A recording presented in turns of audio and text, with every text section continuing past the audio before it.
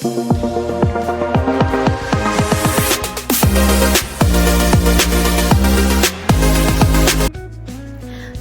বন্ধু বান্ধৱীসকল, কি খবৰ আপোনালোকৰ? আজি নতুন এটি ভিডিঅ'লৈ পুনৰ আহিছোঁ আপোনালোকৰ মাজলৈ। গৰম বন্ধ বুলি মাৰ ঘৰলৈ আহিছোঁ আৰু এই দুজনী হৈছে মোৰ ভণ্টি আৰু ভাইটি আৰু মা আৰু মাইনা। গৈ আছোঁ, আমাৰ ভাইটিয়ে নতুনকৈ ঘৰ এখন বনাইছে অকণমান দূৰত, তালৈকে গৈ আছোঁ। এতিয়া বেলি লহিওৱাৰ সময়, গৰু ছাগলীবিলাক মানুহবিলাকে ঘৰলৈকে আনিছে। আৰু এই যে ঠাইবিলাক দেখিছে, এইবিলাক আমাৰ গাঁৱৰে হয়। এইটো গাঁৱৰ পুখুৰীটো আৰু আমাৰ গাঁৱৰ নামঘৰটো। ইয়াতে মোৰ শৈশৱৰ বহুত স্মৃতি জড়িত হৈ আছে।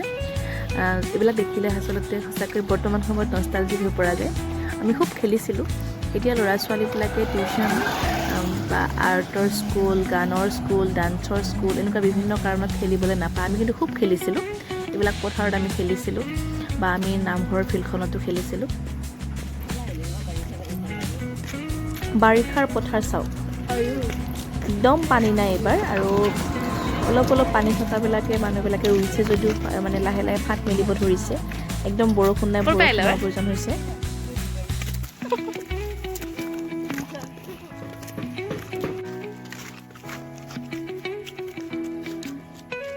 খুৰিকে গেল পিছে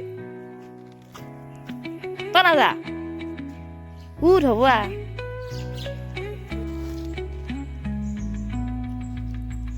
এইটো হৈছে চিলাৰায় ভৱন। আমাৰ গাঁওখন যিহেতু গোটেইখিনি মানুহে কোচ ৰাজবংশী, গতিকে চিলাৰায় ভৱনটোত চিলাৰায় দিৱসৰ দিনাখন খুব ডাঙৰকৈ সুন্দৰভাৱে চিলাৰায় দিৱস উদযাপন কৰা হয়। আৰু আমি এতিয়া লাহে লাহে গৈ আছোঁ আমাৰ নতুনকৈ পতা ঘৰখনলৈ। এইখন হৈছে মোৰ ভাইটিৰ সপোনৰ ঘৰখন।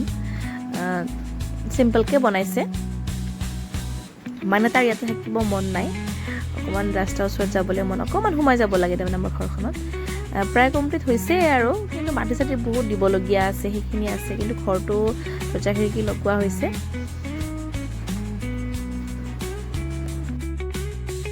এইখিনি চাওকচোন, ইয়াৰ ৰোৱাতলি পুৰা পানীৰ অভাৱত ফাটি গৈছে। চাওকচোন, নাজানো আৰু কি হ'ব এইবাৰ খেতি। এইবিলাক আমাৰে খেতি পথাৰ হয়, গোটেই ফাটি গৈছে বৰষুণৰ অভাৱত, আৰু কিছুমানে ৰুবই পৰা নাই।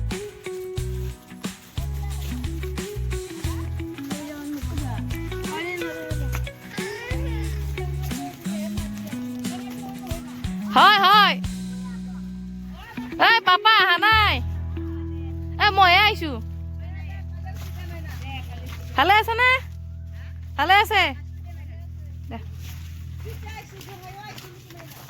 তেওঁ থৈ গৈছি মোক, পৰহি আহিছো মই।